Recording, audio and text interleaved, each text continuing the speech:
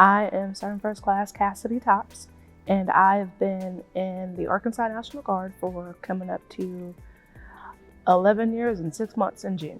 I am the battalion PSNCO for 2nd 153rd Infantry Battalion. I manage the personnel services for the battalion.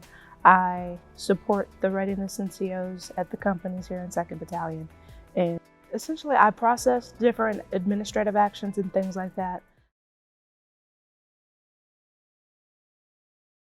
So I originally was going to join the Marines, and when I went and talked to the Marine recruiters, they were, as I'm sure Marines typically are, like, no, you can't. And so with my dreams being crushed of not giving back to my country, I went on to high school the next day, and a National Guard recruiter just so happened to be there. Her name is Rebecca Ingram. Love her, she's phenomenal. And she was talking all about the Guard and everything. I was like, man, that sounds cool. I can serve my country and also live my life. That sounds so neat. So I joined December of 2012, my senior year in high school, and I haven't looked back.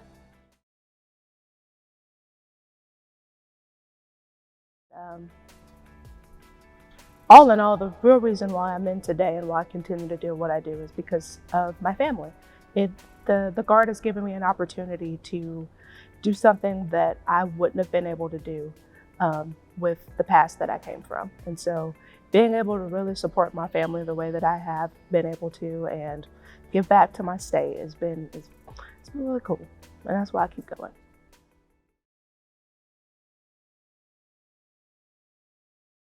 I have used the National Guard tuition assistance to finish out my my college degree. I now have my bachelor's in psychology, which is really cool. I got a bonus, which was really cool. I guess, I don't know if this counts as a benefit or not, but I was afforded the opportunity to do counter drug for a little while, and that was really fun. But yeah, those are the big three that come off the top of my head that I've used so far. And TRICARE. Ooh.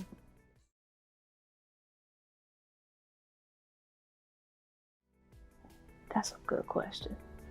I guess in short term is really getting my footing under me to better serve the soldiers of 2nd 153rd Battalion, Infantry Battalion, and really understanding what all goes into being a 42 Alpha and being that administrative NCO. I think in the future, I would love to see myself as so lovingly referred to as Top Tops and become a first sergeant and really get the opportunity to lead soldiers in that aspect. And then maybe somewhere on down the road, now that I have my degree, I would like to commission and lead soldiers in that aspect as well.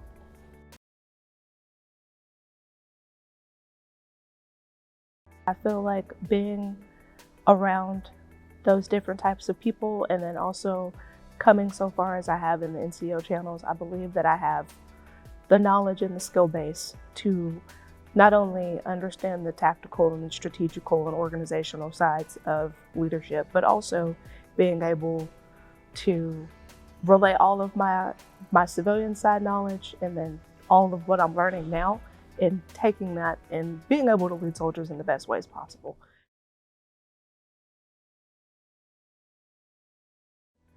The Guard is very much a give and a take relationship.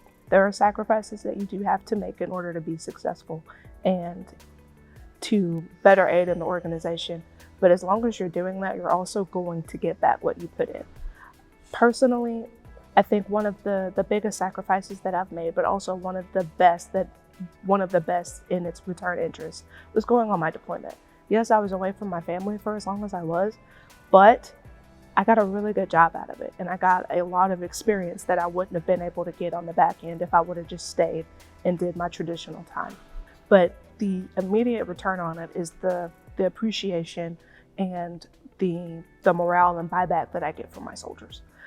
Before I came to 2nd Battalion, I was the readiness NCO for the Military Intelligence Company out of the BEB, and that was probably one of the most rewarding jobs, but it was also one of the most sacrificial jobs that I've ever done. I spent a lot of time, a lot of effort, a lot of literal sweat, tears, and blood putting into that company, but I've gotten all of that back with the feedback and the morale and everything that they've given back to me.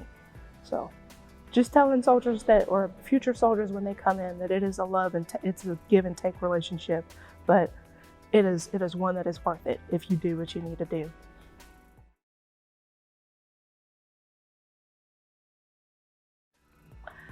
The only way that your future soldier is going to make it is if you support them. We need support, and if we don't have that from our families, it's going to be 100 times tougher than what it would be if we did have it. And so being as supportive as you can be, being as understanding as you can be, it is tough. It's tough on the families just like it's tough on us. And being able to understand and support those future soldiers is really important.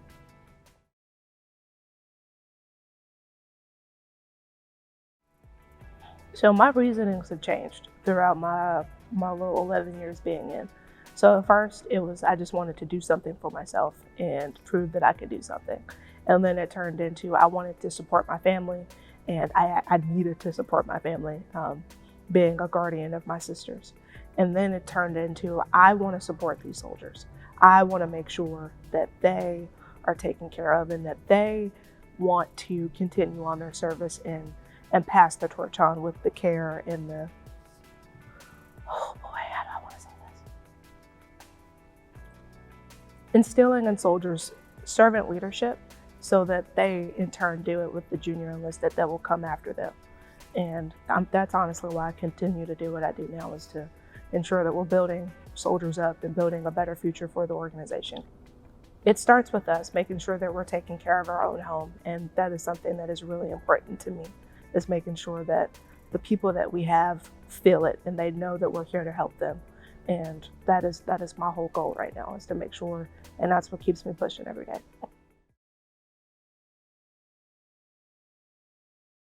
I think the most rewarding experience that I've had so far is watching one of my junior enlisted soldiers go from an E4 to a cadet and now a second lieutenant. That's I apologize if I get a little emotional. I'm really proud of him. There's a lot of effort and a lot of, it's almost like labor, if you will, like just going through those times together. Like, I've known this soldier for 6 years, and watching him grow from who he was to now is just, it's amazing. And it's one of the few times that I can say that, like, I am very confident in his ability to lead and to be a great soldier and a great leader, because I've seen him grow from the little E4 that he was, where he was just a shell and he didn't say anything, to now where he's like making the products that we need, being effective with his communication and making sure that people know what they need to know, developing actual good plans to lead soldiers and to get them trained. And it's really cool to watch, you know. Just watching soldiers grow and becoming better people on the civilian side and on the military side. So that actually just happened, and I was his first salute. And it was one of the biggest honors that I've had in the military so far. And it really, it did the thing where it was like, I was kind of like, oh, this sucks so bad. And then having moments like that really kind of reinvigorate you to make you want to keep going and do what you do. So I was really, I'm sorry, I hope that didn't mess my up. That was really cool. No better place, no better people, no better opportunity, no better deal.